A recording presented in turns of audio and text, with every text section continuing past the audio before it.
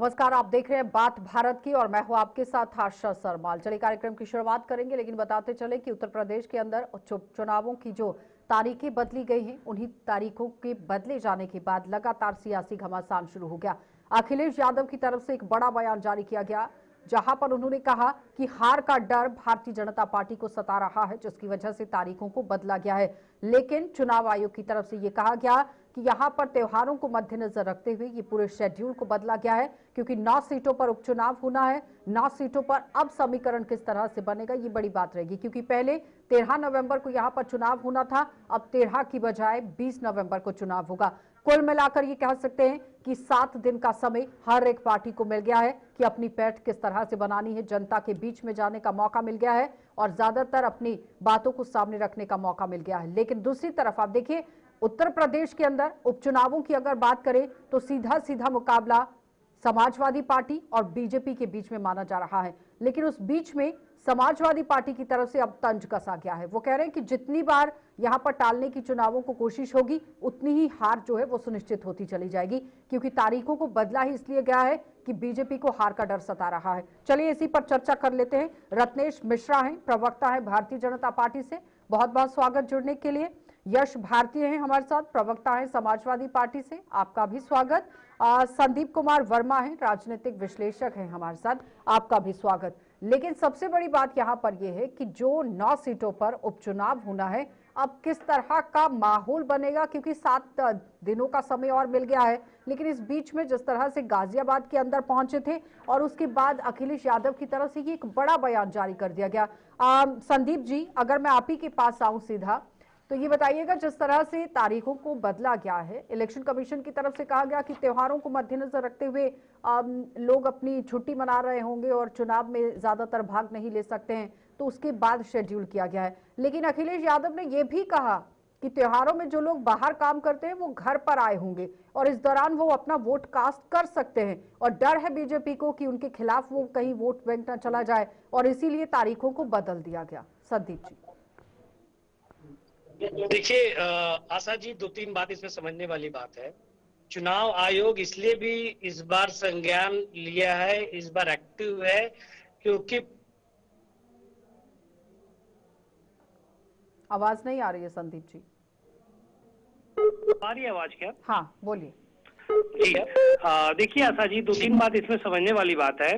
देखिए, चुनाव आयोग बहुत इस बार अलर्ट मोड में है, क्योंकि पिछले लोकसभा चुनाव से चुनाव आयोग ने बहुत कुछ सीखा है। जो वीकेंड पे जितने सारे चरण में चुनाव थे वो सब वीकेंड में थे, इस वजह से काफी लोग छुट्टियों के लिए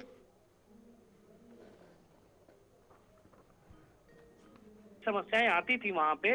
इस मद्देनजर रखते हुए चुनाव आयोग ने सोचा है कि छुट्टियां, चूंकि देखिए दीपावली भी है, छठ पूजा भी है, तो इस वजह से जो छुट्टियां लोग आए होंगे, कोई घर चला गया होगा, कोई अपने गांव चला गया होगा, क्योंकि ऐसा नहीं है कि अखिलेश यादव जी ने कहा कि जी वोट कास्ट करने के लिए अपने घर आए होंगे। क्या जरूरी थोड़ी ना हो सकता है वो जो गाजियाबाद का व्यक्ति रहने वाला है और वो आ सकता है कि गाजियाबाद में उसका वोटर हो, ऐसा कैसे कह सकते हैं? ये तो वही वाली बात है कि ये तो उनको पहले से फिक्स है कि हमारे वोटर जो है कहाँ के नहीं, ये तो कहना उचित नहीं होगा।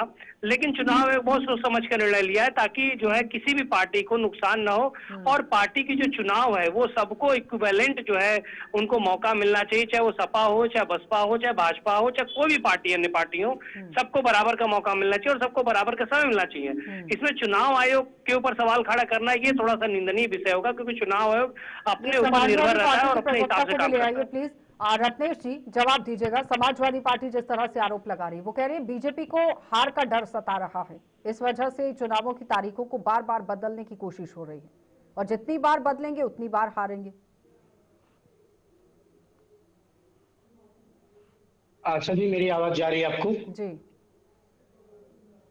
मेरी आवाज आपको मिल पा रही है? रत्नेश जी बोलिए, मैं सुन रही हूँ आपको। आशा जी, आपको और साथी पैनलिस्टों को, आपके दर्शकों को मेरी तरफ से नमस्कार। देखिए आशा जी, सपा के नेता और पूर्व मुख्यमंत्री के बेटे और पूर्व मुख्यमंत्री अखिलेश यादव जी जो है, उनको हार का भूत इतनी बुरी तरह से डरा गया है 2014 के लोकसभा चुनाव में, 2019 के लोकसभा चुनाव में, 2017 के विधानसभा चुनाव में, 2022 के विधानसभा चुनाव में और 2024 के विधानसभा चुनाव में, कि उनको हर जगह केवल अपनी हार ही हार दिख रही है। और ये हताशा में भरे हुए बयान है इसको प्रदेश की जनता ना तो बहुत ज्यादा सीरियसली लेती है। और अखिलेश यादव जी अगर इसी प्रकार की बयानबाजी करके संवैधानिक संस्थाओं के निर्णयों की आलोचना करते रहे तो एक दिन ऐसी स्थिति आ जाएगी कि प्रदेश की जनता उनके नाम पर भी कोई बहुत बड़ा एक्शन या बहुत बड़ा रिएक्शन देने से वो मना कर जाएगी। इसलिए उनको अगर कोई परिस्थितिजन्य निर्णय भी कोई संवैधानिक संस्था लेती है तो भी उनको लगता है कि ये हार का कारण बनता होगा। बिल्कुल उनके हार का कारण है, क्योंकि अखिलेश यादव जी चुनाव हारेंगे अगर इन चुनाव की डेटों को अगर एक्सटेंड ना किया जाता। तो उसका कारण मैं आपको बता देता हूँ। अखिलेश यादव जी और उनके पिताजी मिलाकर 10 साल से ज्यादा इस प्रदेश के मुख्यमंत्री रहे और तब उन्होंने प्रदेश के लोगों को माइग्रेट करने के लिए मजबूर किया, माइग्रेट होने के लिए मजबूर किया। अखिलेश यादव का वास्तविक डर है कि जो उनके पिताजी के मुख्यमंत्री रहते हुए और उनके मुख्यमंत्री रहते हुए प्रदेश से बाहर गए लोग अगर त्योहारों में आएंगे तो उनको हार का सामना करना पड़ेगा। तो जो बात अखिलेश यादव जी की पार्टी के लिए लागू होती है वो दूसरी बात वो आके कह रहे हैं कि ये भारतीय जनता पार्टी की तरफ लागू होती है। और देखिए एक चीज मैं स्पष्ट कर दूं आशा जी, प्रदेश की जनता पूज्यमान योगी आदित्यनाथ जी के विकास के एजेंडे के साथ है, अपराधियों और अपराध के विनाश के एजेंडे के साथ है। ठीक है संदीप जी, जब तक प्रवक्ता नहीं जुड़ते हैं समाजवादी पार्टी के तब तक आप जवाब दीजिए, क्योंकि रत्नेश जी कह रहे हैं कि ये तो डर समाजवादी पार्टी को सता रहा है कि बाहर से लोग आएंगे और वो भारतीय जनता पार्टी के पक्ष में वोट डालेंगे, लेकिन अखिलेश कह रहे हैं कि नहीं, वोट कहीं और चला जाएगा। उसी डर की वजह से तारीखें बदली जा रही हैं, क्योंकि इस बार 9 सीटों पर कुल 90 उम्मीदवार अपना भाग्य आजमा रहे हैं, जिसमें बसपा आजाद समाज पार्टी की तरफ से भी आप देखिए अगर किन्हीं सीटों पर चुनाव लड़ा जा सकता है तो दोनों पार्टियों का समीकरण खराब हो सकता है, बिगाड़ने की कोशिश यहां पर जरूर की जाएगी। क्योंकि इससे पहले लोकसभा चुनावों में भी आपने देखा कि मायावती ने किस तरह से विक्टिम कार्ड खेलने की कोशिश की। संदीप जी, संदीप जी आवाज आ रही है? आवाज आ रही है आपको? जी आवाज आ रही है। चलो एक सेकंड संदीप जी, एक सेकंड। समाजवादी पार्टी के भी प्रवक्ता हमारे साथ जुड़ गए हैं, यश भारती जी, बहुत बहुत स्वागत जुड़ने के लिए। यश भारती जी जवाब दीजिएगा, जिस तरह से अखिलेश यादव की तरफ से कहा गया कि बीजेपी को हर यहाँ पर डर है, लेकिन बीजेपी कह रही है कि ये डर तो सिर्फ समाजवादी पार्टी के बीच में है। वो कह रहे हैं कि जो लोग बाहर से आएंगे जिन पर अखिलेश यादव बात कर रहे हैं और वो सारा वोट खिलाफ जाएगा समाजवादी पार्टी के, इसीलिए यहाँ पर इस तरह से बातें गिनी जा रही हैं। बीजेपी से कौन कह रहा है? आपके साथ प्रवक्ता बैठे हैं, रत्नेश मिश्रा हैं। नहीं, ये प्रवक्ता थोड़ी है ये तो चलते फिरते आदमी है, इनका पार्टी पे क्या इस तरह से तो नहीं होता ना। कोई पार्टी लाइन हो, प्रवक्ता हो, अधिकृत हो, कोई पद हो इनके पास, गरिमा को बनाकर रखना होता है, इस तरह से नहीं, इस तरह के शब्दों का इस्तेमाल नहीं होता है। जवाब देना, कोई यश पार्टी का भारती नेता जी कह आप रहा मुझे हो, सुन रहे पार्टी का हैं, कोई वरिष्ठ आदमी कह रहा हो, अधिकृत प्रवक्ता कह रहा हो, तो मैं उनकी बात का जवाब दूं। इनकी बातों का कोई अस्तित्व नहीं ना, इनकी बात का जवाब देने का कोई मतलब नहीं। आप व्यक्तिगत टिप्पणियां तो नहीं कर सकते ना, जवाब दीजिए। जो माननीय अखिलेश यादव जी ने कहा है, बड़ा स्पष्ट कहा है। पहले 10 में से 9 सीटों पे चुनाव होना, जो 1 नेशन 1 इलेक्शन की बात करते थे, वो 10 उपचुनाव नहीं करा सकते हैं एक साथ। दूसरी बात, लगातार जिस तरीके से इनके यहाँ बातें आ रही हैं एनडीए पे, ये परिवारवाद की बात कहते हैं, और एनडीए में जितने इनके सहयोगी दल है उत्तर प्रदेश के अंदर खास तौर पे, सब उसी परिवारवाद के फॉर्मूले से जिसका भारतीय जनता पार्टी मंचों से विरोध करती है, चाहे वो जयंत चौधरी जी हो, अनुप्रिया पटेल जी हो, चाहे ओपी राजभर जी हो, चाहे संजय निषाद जी हों, ये जितने भी लोग हैं ये सब उसी परिवारवाद वाली पार्टी से हैं, जिस फॉर्मूले को भारतीय जनता पार्टी के लोग बताते हैं, भारतीय जनता पार्टी के नेता बताते हैं, जिस परिवारवाद का ये विरोध करते हैं उसी परिवारवाद की बात होती है। तो ये सब चीजें दिखती है कि ये बोलते कुछ है, करते कुछ है, केवल और केवल जनता को भ्रमित करने वाली बात है। धरातल पे, जमीन पे, डेवलपमेंट पे, विकास पे जो ये चुनाव में वादे करते हैं, वहां बाद में अमित शाह जैसे लोग कह देते हैं कि जुमले हैं, जुमले बोल दिए जाते हैं। तो इनकी बात पे हम विश्वास कैसे करें, जनता विश्वास कैसे करे? वही विश्वास की बात आई है और जनता ने ये दिखाया, जिस तरीके से उत्तर प्रदेश में इनको हाफ कर दिया, देश में 400 पार की बात कर रहे थे, वहां भी इनको हाफ कर दिया, और अब ये अल्पमत में साइकिल की ही सवारी कर रहे हैं। केंद्र में वर्तमान में भी ये बिना साइकिल के नहीं है, जो साइकिल की इन्होंने कड़ी आलोचनाएं करी, अब शब्द बोले साइकिल चुनाव चिन्ह को लेकर के, आज साइकिल के सहारे पे ये केंद्र में भी बैठे हुए हैं। आंध्र प्रदेश से अगर चंद्रबाबू नायडू जी अपनी साइकिल पीछे ले लेंगे तो इनकी सरकार गिर जाएगी, जिस तरीके से अटल बिहारी वाजपेयी जी की यश सरकार भारती जी आपकी बात हो गई। मुद्दा वही है जवाब ले कुल लेते हैं। मिलाकर के ये यश विकास भारती पे जी क्या कर पा रहे हैं। जवाब ले लेते हैं और अब व्यक्तिगत टिप्पणियां ना एक दूसरे पर करें, क्योंकि अगर आप प्रवक्ता बैठे हैं तो बहुत सम्मान है। रत्नेश जी हमारे साथ प्रवक्ता बैठे हैं, बहुत सम्मान है। संदीप जी हैं, बहुत सम्मान है। तीनों का बहुत सम्मान है, तो इस गरिमा को बनाकर रखिएगा। यश भारती जी, रत्नेश जी जवाब दीजिए। आशा जी मैं जवाब दूं। जी देखिए, आपने एक बात कही व्यक्तिगत टिप्पणी की। देखिए, ये तो समाजवादी पार्टी की और कांग्रेस की बात रही है। वो व्यक्तिगत टिप्पणियां ही करते हैं, कभी मेरे मुख्यमंत्री पर करते हैं, कभी मेरे प्रधानमंत्री पर करते हैं, कभी मेरे राष्ट्रपति पर करते हैं। तो ये लोग इनका जेनेटिक्स वही है, मैं उस पर नहीं जाऊंगा। मेरे संस्कार मुझे इस बात की आज्ञा नहीं देते हैं इस बात को करने की। अब देखिए, परिवारवाद की बात कर रहे थे हमारे समाजवादी पार्टी के साथी, तो मुझे लगता है कि परिवारवाद की बात अगर समाजवादी पार्टी ना करे तो मुझे लगता है कि उसका बचाव वाला पक्ष होता है। क्योंकि अगर परिवारवाद की बात करेंगे, अखिलेश यादव, तेज प्रताप यादव, शिवपाल यादव, राम गोपाल यादव, डिम्पल यादव, फलाना यादव, दिमाका यादव, अपना यादव, सपना यादव, सारे यादव। और सबसे बड़ी बात, इनकी तो अपने घर में ही नहीं पट रही है आशा जी। स्वर्गीय मुलायम सिंह यादव जी के दामाद इनके विरुद्ध खड़े हुए हैं। इनके मुलायम सिंह यादव जी के घर की बहू इनके विरुद्ध खड़ी हुई है। कह दे कि अपर्णा यादव मुलायम परिवार से आकर भारतीय जनता पार्टी के साथ नहीं खड़ी है। तो जो लोग राजनीतिक रूप से अपने जीजा को नहीं संभाल पाते, अपने घर की बहुएं जिनके खिलाफ विद्रोह कर देते हैं, वो लोग राजनीति पे टिप्पणी करें। अखिलेश यादव जी मुख्यमंत्री है, उनका सम्मान। यश भारती जी जवाब दीजिए, फिर सीटों पर आएंगे प्लीज। लेकिन एक चीज और देखिए, अब इनके पास जब कुछ बचा नहीं, आपने मुझसे सवाल किया तो अब ये परिवार के अंदर आ गए। पहले परिवार बसा तो ले, कोई ऐसा प्रधानमंत्री तो बना देते जिसके पास परिवार होता। ये उत्तर प्रदेश से होते तो मैं इनकी बात मान भी लेता। मध्य प्रदेश में एक तो सांसद है, एक तो विधायक है, वहां से भारतीय बैठकर समाजवादी पार्टी की बात करते हैं, कोई औचित्य नहीं रह जाता। जिस प्रदेश में बैठे हैं उसी प्रदेश में कहा गया था कौन अखिलेश। कम से कम मैं उत्तर प्रदेश में हूँ जहाँ पर मेरी पार्टी की सरकार तो है। ये जिस प्रदेश में बैठे हैं उसमें भी मेरी पार्टी की सरकार। कुछ नहीं है इनके पास बताने के लिए, ऐसे लोगों को बहुत कुछ नहीं है इनके पास बताने के लिए, सिर्फ गुमराह करेंगे। परिवारवाद का फॉर्मूला ही इन्होंने बदल दिया। अखिलेश यादव जी चुनाव हार गए। मैंने बताया कि 2014 का लोकसभा चुनाव अखिलेश यादव अपने चेहरे पर लड़े, हार गए। 2017 का विधानसभा चुनाव लड़े, हार गए। 2019 का लोकसभा चुनाव लड़े, हार गए। 2022 का विधानसभा चुनाव लड़े, हार गए। 2024 का लोकसभा चुनाव लड़े।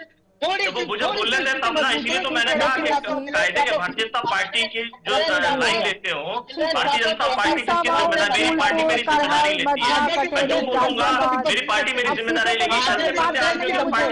भारतीय जनता पार्टी रत्नेश मिश्रा की जिम्मेदारी नहीं लेगी। अब ये जो बोल रहे हैं इनकी बात की कोई अहमियत नहीं है भारतीय जनता पार्टी की।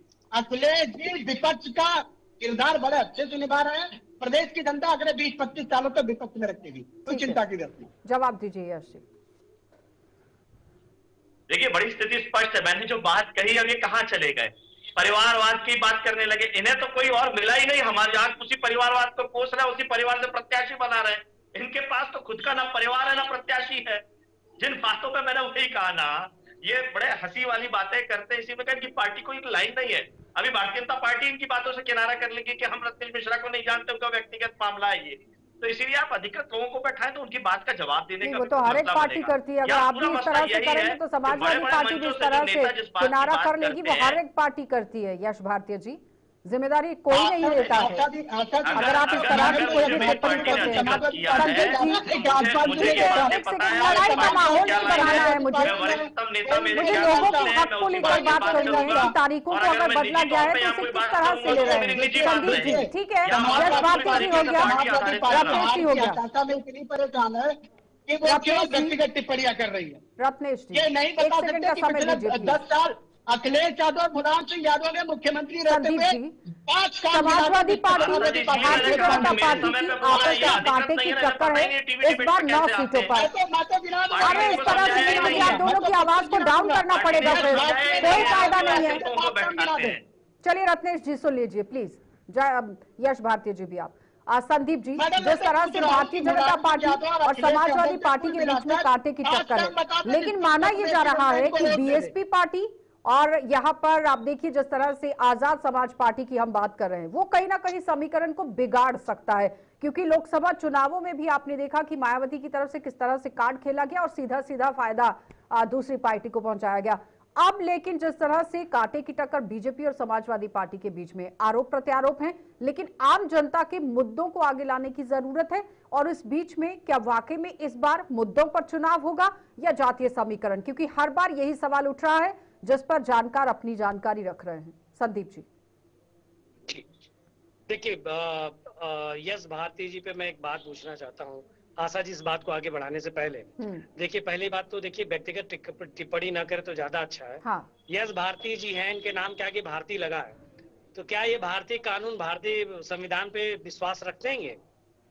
क्योंकि इनको तो भारतीय संविधान या भारतीय कानून व्यवस्था या भारतीय नीतियां पे विश्वास नहीं है। अगर कोई डेट जिन भी कारणों की वजह से, चाहे छुट्टियों की वजह से या जिन कारणों की वजह से, तो क्या यही चुनाव आयोग है ना कि अखिलेश यादव को मुख्यमंत्री जी है ना जिनको मुख्यमंत्री बनाया था। तो अगर मुख्यमंत्री अखिलेश यादव जी को यही कानून व्यवस्था, यही चुनाव आयोग बनाया था, तो इन पे विश्वास रखने की जरूरत है, अगर वो कानून व्यवस्था को या फिर चुनाव आयोग को मानते हैं। पहली चीज। अब रही बात देखिए चुनाव की व्यवस्था की, जो पार्टियां लड़ रही हैं, बिल्कुल मैं कहूंगा आशा जी, जहाँ पे आजाद समाज पार्टी इनसे जुड़ती है, तो आजाद समाज पार्टी की वोट जहाँ गाजियाबाद मीरापुर वाला जो सीट है, जाहिर सी बात है कि उस पर इफेक्ट डालेंगे और भविष्य में हो सकता है कि वहां पे इनके लिए जितना मुश्किल होगा। इसी तरीके से पल्लवी पटेल जी है, जो कि काफी ज्यादा सपा से रिलेट करती हैं और इनके जाहिर सी बात है वोट बैंक में बिखरा हुआ है, तो वहां कि वहां पे भी जीतना इनके लिए मुश्किल हो जाएगा। मैं ये नहीं कह रहा हूँ कि नहीं जीत सकते, लेकिन स्थितियां इतनी अच्छी नहीं रहेंगी सपा की। लेकिन पीडीए तो नारा दे रही है, पीडीए तो नारा दे रही है कि योगी आदित्यनाथ और भारतीय जनता पार्टी कह रही है कि बटेंगे तो कटेंगे, लेकिन पीडीए कह रही है कि आप बटेंगे भी नहीं और जीतेंगे भी, एक साथ भी। देखिए ऐसा है कि पीडीए का जो इन्होंने नारा दिया है, अब पिछड़ा जो समाज है वो अब समझ चुका है कि कौन सा पिछड़ा समाज है। क्या पिछड़ा समाज एक हिंदू नहीं है? क्या पिछड़ा समाज सिर्फ एक ही विशेष वर्ग के लोग हैं? क्या पिछड़ा समाज में सिर्फ यादव आते हैं? क्या पिछड़ा समाज में और कोई व्यक्ति नहीं आता है? ऐसे पिछड़े समाज में बहुत सारे व्यक्ति हैं। तो इन्होंने पिछड़े समाज में व्यक्ति विशेष पे काम किया है। ये आप देखिए ना, चुनाव के दौरान जिनको सीट दिया है, इन्होंने व्यक्ति विशेष पे फोकस किया है। अगर व्यक्ति विशेष पे फोकस नहीं करते तो शायद और पिछड़े वर्ग को जोड़ते, शायद और अल्पसंख्यक समाज को भी जोड़ते। अल्पसंख्यक समाज में सिर्फ एक विशेष वर्ग नहीं आता है, अल्पसंख्यक समाज में जैन भी आते हैं, पंजाबी भी आते हैं और बहुत सारी जातियां आती हैं। तो इनको उन जातियों को क्या उन्होंने फोकस किया? नहीं किया। पिछड़े समाज में क्या सिर्फ इन्होंने जो है या तो उसी पिछड़े समाज में आते हैं, क्या और बनिया बिरादरी पिछड़े समाज में नहीं आती है? क्या और सुनार जाति, लोहार जाति और पिछड़े समाज में नहीं आती है? तो ये भी जातियां हैं जो अपनी मांग रखती है, लेकिन क्या है कि इनको आवाज नहीं मिलती है।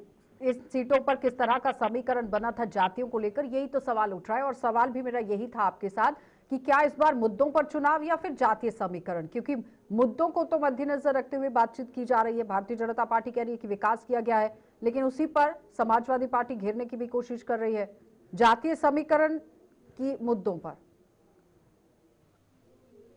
संदीप जी, जो सरकार पूर्णकालिक डीजीपी नहीं दे पा रही हो, पुलिस का मुखिया नहीं दे पा रही हो, वो सरकार कानूनी व्यवस्था पे केवल ढोंग करती है। बहराइच में भारतीय जनता पार्टी के विधायक ही सरकार के ऊपर, अपने भारतीय जनता पार्टी के लोगों के ऊपर एफआईआर कराते हैं। तमाम ऐसे घटनाक्रम हैं। अभी एक और घटना हुई है जिसमें परिवार को संतावना देनी पड़ी, पैसे देने पड़े। इससे पहले एक लखनऊ में तिवारी एनकाउंटर हुआ जिसमें 1 करोड़ रुपए देना पड़ा, धर्मपत्नी को उनकी सरकारी नौकरी देनी पड़ी। तो ये नाकामयाबी सरकार की कानून व्यवस्था की लगातार दिखती है। स्वास्थ्य व्यवस्था के लिए उप मुख्यमंत्री लगातार छापेमारी करते हैं और छापेमारी में अव्यवस्था दिखती है।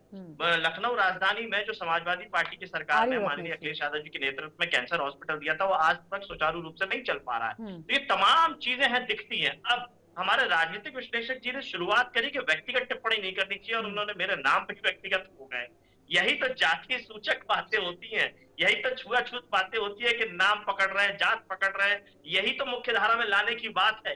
जो शोषित है, वंचित और है, इसीलिए हम पहले ही मीडिया का मैंने वही कहा नारा कि दे रहे हैं। व्यक्तिगत जो टिप्पणियां ना हमारी की जाए 85%, तो ये 90%, चीजें ज्यादा 100% खींचेंगी नहीं। आबादी है, रत्नेश जी जवाब उसमें दीजिए, पिछड़ा, दलित, क्योंकि अगर आदिवासी, हम अपराध अल्पसंख्यक, को आदि लेकर बात आबादी, करते हैं, अगड़े वर्ग के भी अव्वल वो लोग नंबर हैं पर जो उत्तर मुख्य धारा प्रदेश से पिछड़ रहता गए, आया हम है, क्या सबके लिए वाकई में हमने ग्राउंड माता जीरो प्रसाद तक वो पांडे जी काम को नहीं बनाया पहुंच तो पाया लोगों के जिससे पेट में दर्द हो समाजवादी गया। पार्टी पे तो आरोप ये लगा वही रही है? ठीक है, मानसिकता यश के लोग भारती हैं। जी हो गया, हम अगड़ों को साथ रत्नेश लें, जी पिछड़ों जवाब को दीजिए। साथ लें, शोषितों को साथ लें, महिलाओं को साथ लें, इनको तकलीफ, हमने जो अपने ठीक ये है, आप भी बोल प्रत्याशी रहे हैं, फिर बनाए मैं उसमें जवाब देता हूँ। 50% से अधिक हम्म, महिला प्रत्याशी हैं। ठीक तो है, हमने अगर महिलाओं, ये तो आरक्षण की केवल बात करते रहे, हम तो प्रतिनिधित्व देते हैं, हमने फूलन देवी जी को प्रतिनिधित्व दिया। ये अभी राजनीतिक विश्लेषक जैन समाज की बात कर दे, जैन समाज को देश भर में सबसे पहले अगर अल्पसंख्यक का दर्जा किसी ने दिया है तो समाजवादी सरकार में श्रद्धेय नेताजी ठीक ने है, दिया है। ठीक है, और भी ऐसे बहुत सारी चीजें मैं बताने ठीक है, बैठूंगा तो जवाब आपका दीजिए एपिसोड रत्नेश कम पड़ जी। जाएगा। जैन तो इसीलिए समाज को हमसे लेकर वो सवाल बात कर पूछने रहे की हैं, वो जगह कह रहे हैं कि भारतीय अगर जनता पहले पार्टी की अगर उनके सरकार लिए से किसी ने पूछे। काम किया है तो समाजवादी पार्टी ने किया है। देखिए, पहली बात तो ये अल्पसंख्यक का दर्जा जो संवैधानिक तौर पर दिया जाता है, हम्म, वो उसका निर्धारण राज्य सरकारें राष्ट्रपति की अनुमति के उपरांत ही करती है, जो संविधान में प्रावधान है। तो अल्पसंख्यक का दर्जा जैन को संवैधानिक तौर पर 1952 से ही मिला हुआ है, जवाहरलाल नेहरू की सरकार देके गई थी। तो इसमें राष्ट्रीय स्तर पर, अब बाकी अरे उन्होंने प्रभु, प्रदेश में अब तो कब दिया रहने कब दो नहीं आप। दिया, ये अपनी बातें करते आस्था हैं। जी, अब अब सुन लो, इनसे तो मैंने सुन तो लो, माफी मांग ली। सुन लो। अभी नेहरू जी को गाली भी देने लगेंगे, अभी नेहरू जी की पढ़ाई बता रहे नहीं, हैं। यश भारती जी कौन पहले सी सुन राह चल रहे हैं, लीजिए, इनकी पटरी तय नहीं है। पहले सुन लीजिए। आशा जी, हम्म, आशा आशा जी, आशा जी, अभी हमारे मित्र कह रहे थे कि कानून व्यवस्था उत्तर प्रदेश में अच्छी नहीं है। मुझे नहीं लगता है कि जब से भारतीय जनता पार्टी की सरकार आई है, मुकुल द्विवेदी जैसे किसी एसपी की हत्या हुई और उसकी पत्नी न्याय के लिए भटकी हो, संतोष यादव जैसे काली किसी डीजीपी एसएचओ की कृपाएं, हत्या क्या हुई, आप उसकी उस पत्नी बात का न्याय के जवाब लिए भटकी हो। दीजिए। जी, मैं आपके बीच में नहीं बोला था। बहराइच में आपके भाजपा विधायक एफआईआर करा रहे हैं आप ही के लोगों के ऊपर। क्यों 1 करोड़ रुपए मुआवजा देना पड़ा तिवारी दंपत्ति को, उनके पति की हत्या। बंदरों की तरह उछल कूद करेंगे समाजवादी पार्टी वाले, भाई इसीलिए हार जाते हो। प्रदेश की जनता समझ रही है कि बंदरों की तरह उछल कूद करके चुनाव नहीं जीते जाते। जनता को विश्वास में लेकर चुनाव जीता जाता है। लखनऊ जी, आप हक की हत्या कंप्लीट होने वाला है। इन सवालों का जवाब दीजिए ना। आशा जी, आशा जी, आशा जी, आशा जी, आशा जी, बोलिए। 2014, 22 मई 2016 विधानसभा का सत्र चल रहा था। भारतीय जनता पार्टी के विधायक राधा मोहन अग्रवाल ने पुलिस वालों में उत्तर प्रदेश में पुलिस वालों पर हुए हमलों को लेकर सवाल पूछा। तत्कालीन मंत्री आजम खान ने जवाब देते हुए विधानसभा में कहा कि 4 साल के कार्यकाल में पुलिस वालों पर 1044 हमले हुए समाजवादी पार्टी की सरकार में। आजम खान इनके मंत्री थे विधानसभा में। यश भारती जी जवाब दीजिए। सुबोध सिंह जी को जानते हैं, जिनको 2 हत्यारों ने मार डाला। सुबोध सिंह जी को जानते हैं, 2 हत्यारों ने मारा, जिनको संरक्षण देने का काम करती है भारतीय जनता पार्टी की सरकार। एक सेकंड। आज तक इसीलिए कह रहा हूँ ना मैं, आप अधिकतर लोगों को बैठाइए, जो पार्टी के कुछ नहीं चलते फिरते लोगों को बैठाएंगे तो कुछ बात बन नहीं पाएगी। पार्टी इनकी बातों पर इत्तेफाक नहीं रखती है। अल्पसंख्यक मोहित खान बलात्कारी, तो ये बलात्कारी और दलित और अल्पसंख्यक, मोहित खान बलात्कार अल्पसंख्यक का उदाहरण, अजीत प्रसाद दलित है, अपहरण करता है, नवाब सिंह यादव पिछड़े हैं। अरे इनको तो देखिए कि इसी पैनल में बैठे हुए पिछड़े वर्मा जी को ये अनाप शनाप बोलते हुए चले जा रहे हैं। तो इनका पिछड़ा प्रेम कितना दिखावापन है, ये दिख रहा है कि इस पैनल में बैठे एक पिछड़े व्यक्ति को ही तमाम सारी चीजें बोल रहे हैं। अगर पिछड़ा विचारधारा से सम्मत नहीं है, अगर किसी विचारधारा से सहमत, पैनल में आप बैठे हैं, डर किसके अंदर है हार का? क्योंकि सवाल ही इस पर उठ रहा है कि तारीखों को बार बार बदला जा रहा है, डर की खौफ की वजह से, हार के खौफ की वजह से। क्या लग रहा है कि समाजवादी पार्टी के अंदर डर कि भारतीय जनता पार्टी? क्योंकि भारतीय जनता पार्टी अपने विकास का दावा कर रही है, समाजवादी पार्टी कह रही है कि ग्राउंड पे काम ही नहीं किया गया, जिसकी वजह से जनता उन्हें वोट डालेगी। संदीप जी।